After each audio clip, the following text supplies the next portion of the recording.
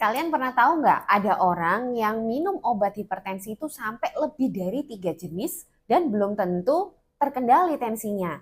Nah, itu mungkin kondisi yang disebut hipertensi resisten. Apa itu, Nefrofriends? Ayo kita bahas.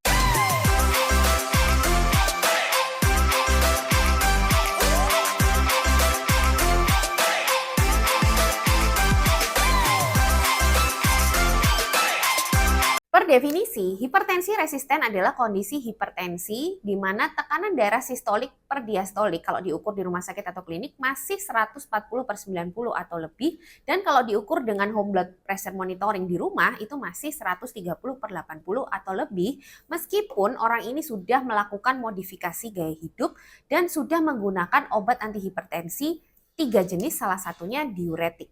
Bisa dibilang hipertensi resisten ini adalah hipertensi yang sudah tidak mempan lagi meskipun dengan perubahan gaya hidup dan obat-obatan antihipertensi. Tapi sebelum menyimpulkan seperti itu, kita harus memastikan bahwa tidak ada faktor lain yang menyebabkan seolah-olah hipertensi ini tidak mempan lagi, tapi sebenarnya belum optimal aja usaha yang dilakukan. Yang pertama harus dievaluasi adalah kepatuhan pengobatan. Apakah pasien ini sudah minum obat-obatan dengan rutin? Lalu yang kedua, harus dievaluasi bagaimana cara pengukuran tekanan darahnya.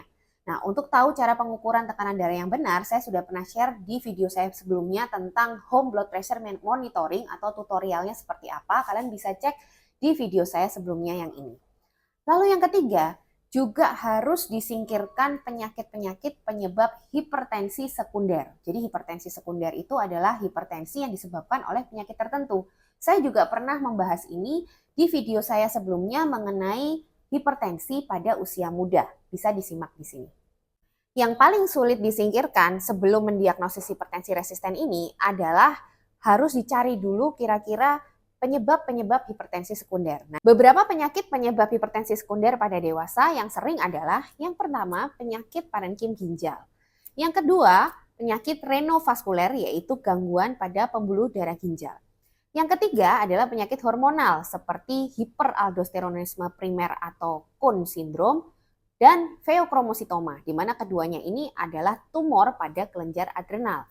Lalu yang berikutnya adanya obstructive sleep apnea atau dalam bahasa awamnya ngorok gitu ya. Pernah saya jelaskan di video saya yang ini.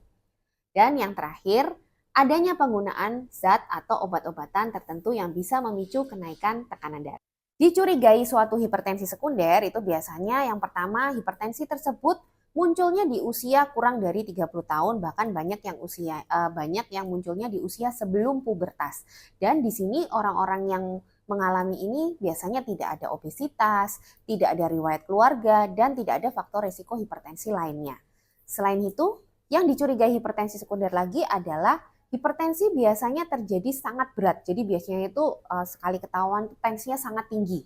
Ada yang sudah disertai kerusakan target organ, tapi ada juga yang belum. Target organ rusak itu misalnya ada masalah stroke, jantung gitu ya, ginjal, mata. Nah, itu biasanya karena saking tingginya tensi tersebut. Nah, itulah yang harus kita evaluasi apakah memang ada penyakit-penyakit yang menyebabkan hipertensi sekunder.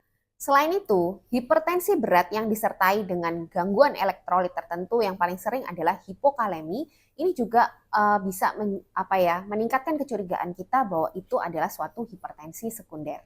Kalau semua faktor itu tadi sudah disingkirkan ya, jadi kepatuhan pengobatannya udah patuh, cara pengukurannya udah benar, lalu tidak ada penyakit lain yang menyebabkan hipertensi sekunder, dan memang betul-betul orang ini akhirnya baru terkendali, baru mencapai target tensinya kalau diberikan misalnya 4-5 obat. Nah, itu baru betul-betul disebut hipertensi resisten yang tidak mempan obat gitu ya. Nah, sebenarnya apa sih faktor-faktor utama penyebab hipertensi ini nggak mempan dengan obat? Sebenarnya faktor-faktor itu kembali lagi ke gaya hidup. Meskipun dikatakan modifikasi gaya hidup pun juga kadang kurang efektif karena biasanya pada orang-orang ini ada faktor genetiknya juga. Apa aja itu? Yang pertama adalah obesitas, di mana obesitas itu sangat multifaktorial. Jadi selain ada faktor gaya hidup, kadang juga dipengaruhi faktor genetik. Lalu yang kedua adalah sensitivitas terhadap garam pada beberapa orang, di mana orang ini bisa meningkat cepat tensinya kalau dia konsumsi sedikit lebih banyak natrium atau sodium. Selain itu, penggunaan obat-obat seperti yang saya katakan tadi, ada yang sangat menyulitkan gitu ya untuk pengaturan tensi, terutama obat-obat yang mungkin nggak disadari itu sering sekali dikonsumsi, yaitu obat-obat anti nyeri golongan NSAID atau non-steroidal anti-inflammatory drugs. Itu obat-obatan anti nyeri yang dijual bebas. Nah, itu pada beberapa orang bisa sangat mudah meningkatkan tekanan darah sehingga mempersulit pengendalian tekanan darah. Jadi itu ya nefrofren yang namanya hipertensi resisten. Tapi sebenarnya dikatakan resisten itu kita masih bisa mencoba dengan terapi-terapi, baik itu obat-obatan maupun tidak, dan tentunya harus dioptimalisasi dulu modifikasi gaya hidupnya.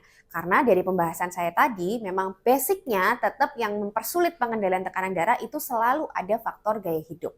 Jadi obat-obatan itu sekali lagi saya tekankan, dia bisa membantu pengendalian tekanan darah, tapi dia tidak bisa mengobati penyebabnya. Semoga jelas dan semoga bermanfaat.